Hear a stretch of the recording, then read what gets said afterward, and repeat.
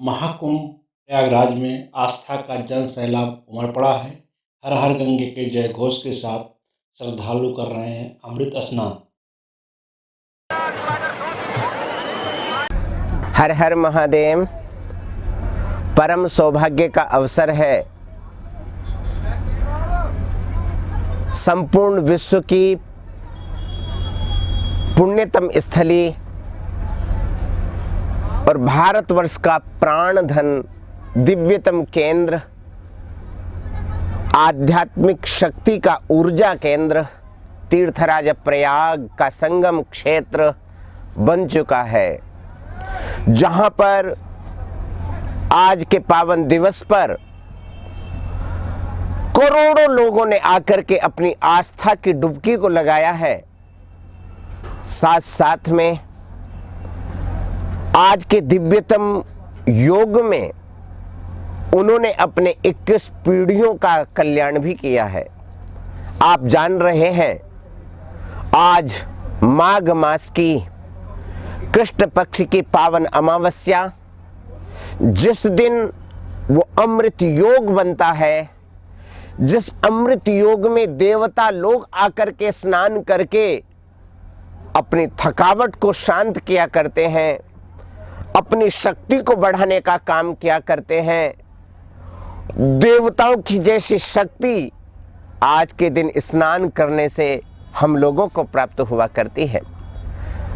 मकर राशि में भगवान सूर्य का संचार, मकर राशि में चंद्रमा का संचार और वृषभ राशि स्थिति में जब देवराज गुरु बृहस्पति आते हैं, तब आप और हम सब जानते हैं कि प्रयागराज में महाकुंभ का पावन विराट अवसर प्राप्त होता है, कुंभ योग बनता है।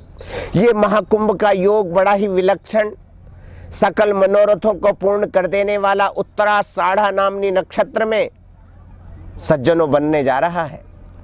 मकर राशि के लिए बड़ा ही दिव्यतम योग ये बन रहा है और यहाँ पर करोड़ों अरबों लोग श्रद्धालु महानुभाव उपस्थित होकर के हमारे परम पूज्य शिवावतार धर्म सम्राट स्वामी श्री करपात्री जी महाराज एक किंवदंती सुनाया करते थे। वो किंवदंती यह थी कि आप लोग 11 वर्ष 11 महीना कहीं रहो, परंतु 1 महीना यहाँ पर आकर के कल्पवास करके आप अपने उस 12 साल की 11 साल 11 महीना की अभूतपूर्व पुण्य को यहाँ पर 1 महीना में प्राप्त कर सकते हो। एक नेवला हुआ करता है, एक सर्प हुआ करता है, दोनों का द्वंद्व युद्ध चला करता है। नेवला सर्प को डसने का काम करता है, सर्प नेवले को डसने का काम करता है, परंतु नेवला जब उसका शरीर लहूलुहान हो जाता है तो दौड़कर एक बूटी को सूंघा करता है। उस बूटी को सूंघ करके आकर के फिर उस सर्प को मार दिया करता है। सज्जनों, हम लोग भी 11 साल 11 महीना कभी हमसे मन से पाप होता है, कभी शरीर के द्वारा पाप हो जाता है, तो पापों का बोझ बन जाया करता है। वो पापों का बोझ कैसे उतरेगा? वो पापों का बोझ इसी बूटी को सूंघने से, बूटे मने महाकुंभ में स्नान करने को बूटी कहा गया। इस महाकुंभ के विराट अवसर पर जो लोग गांव से शहरों से चल कर के, देश देशांतर से चल कर के उपस्थित होंगे, सज्जनों, ये समुद्र मंथन है। समुद्र मंथन में से रत्न निकालना इतना सरल सहज नहीं है, जिसीलिए वो रत्न जो निकलने जा रहा है वही योग उपस्थित होने वाला हो रहा है। उस योग में हम लोग स्नान करें, बड़े शांति के साथ में हाथ में जल लेकर के संकल्प करें, हम तीर्थ क्षेत्र में अमुक स्नान करने जा रहे हैं। उसके उपरांत हम लोग जल स्नान करने के उपरांत हम अपने शरीर को न पोंछें।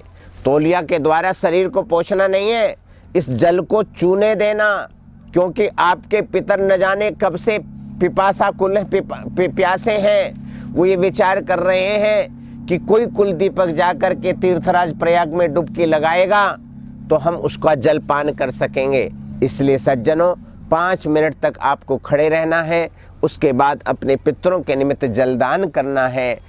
किसी को भोजन खिलाना है, ये अवश्य कर्म करना चाहिए। ये प्रयागराज का जो विराट क्या है, महाकुंभ का पावन पर्व है, ये बड़ा ही आनंदप्रद है।